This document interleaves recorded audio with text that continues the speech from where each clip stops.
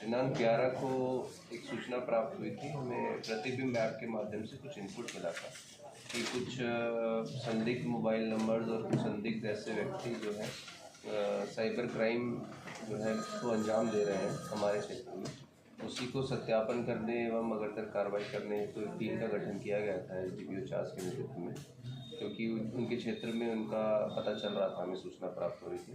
उसी क्रम में जो है छापामारी किया गया और 6 व्यक्तियों को साइबर क्राइम करते हुए गिरफ्तार किया गया है, जिनका नाम है मिथिलेश कुमार झा जो कि मानगो जमशेदपुर के रहने वाले हैं, रोहित आर्यन जो कि शेखपुरा बिहार के रहने वाले हैं, गुड्डू कुमार बिहार शरीफ नालंदा के रहने वाले हैं, प्रिंस कुमार शेखोपुर सराय शेखपुरा के रहने वाले हैं, विकास रविदास सीतामढ़ी नवादा के रहने वाले हैं, टिंकू कुमार नवादा के रहने वाले हैं।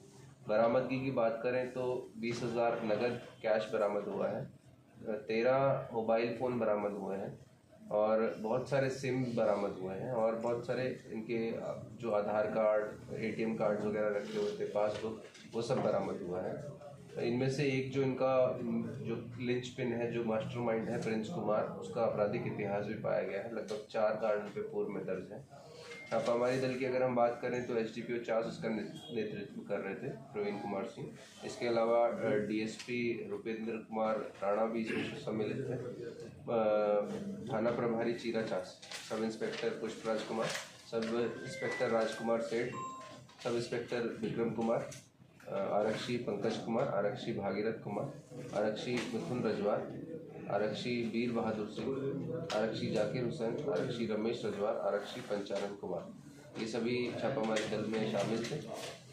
तो एक काफ़ी टाइम के बाद यहाँ पर एक साइबर रिलेटेड एक जो है कहाँ से गिरफ्तारी सब यहीं से किस तरह से घटना किस तरह से मतलब चीरा चास नहीं ना, चीरा चास से हुई। क्या है मतलब वैष्णवी कम्प्लेक्स, जो जिस वैष्णवी कम्प्लेक्स की चर्चा हो रही है, क्या आपको लगता है कि चीरा चास जिसे ठिकाना जो चीरा चास का इलाका है वो अब साइबर अपराधियों के लिए पनाहगाह बनते जा रहा है, समन्वय स्थल बनते जा रहा है, जहाँ से अपराध को संचालित कर रहे हैं लोग? ये जनरलाइज स्टेटमेंट देना ठीक नहीं होगा एक घटना के आधार पे। हम और इसको थोड़ा सा और एलैबोरेट कर लेते हैं और डिटेल जांच कर लेते हैं, लेकिन हाँ, ये इस तरह से अगर निकला है तो इसका मतलब ये है कि कहीं ना कहीं और भी इस तरह के अपराधी हो सकता है, किराए पे या किसी तरह से रह रहे हो अपनी जो है पहचान को गुप्त रखते हुए और इस तरह के क्राइम्स जो है कंडक्ट कर रहे हो हमारे आँख के नीचे, हमें पता नहीं हो।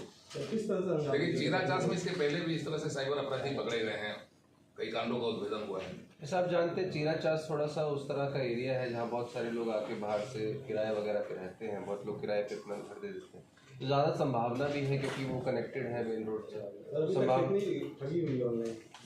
इन लोग के माध्यम से टोटल ठगी तो अभी जांच डिटेल चल रही है, उतना समय नहीं मिल पाया हमें। वो जो आप जानते हैं शेयर मार्केट वाला जो होता है, जिसमें कि उनको जोड़ते हैं, ग्रुप्स में जोड़ते हैं, फिर उनको बैंक अकाउंट नंबर या कुछ दिए जाते हैं, इसमें ट्रांसफ़र कर दीजिए आप, इन्वेस्टमेंट आपका बहुत जल्दी हो जाएगा। वही माध्यम से जो है ये इन्वेस्ट करा लोन रिलेटेड भी इनको लोगों को देते थे जिनको नीडी होते थे कि आपको लोन करवा देंगे, तो उस माध्यम से ये लोग ठगी करते थे। कहीं से इनको अकाउंट नंबर मिलते थे, वो आगे शेयर करते थे, फिर उसके बाद इनको अपना अपना कट मिलता था। इसमें और भी लोग जो हैं आगे चेन में हमारे कुछ जिनकी वो हुई आइडेंटिफिकेशन या फिर लीड कह सकते हैं, लीड मिला है, उस पर हम आगे कार्रवाई करेंगे और उम्मीद है कि वो जो व्यक्ति हैं जो जहाँ से लिंक है पूरी चेन को हम कनेक्ट करेंगे और उनको भी सजा दिलाने की कोशिश करेंगे। कहाँ मिला लीड, कहाँ से कहाँ मिला है, मतलब पूरे देश में किस किस राज्यों से इसका कनेक्शन मिला है? अभी वो बताना ठीक नहीं होगा क्योंकि मैटर अंडर इन्वेस्टिगेशन, लेकिन हाँ ये है कि अब इंटर स्टेट लिंक्स ज़रूर है। तो कितने की रिकवरी है?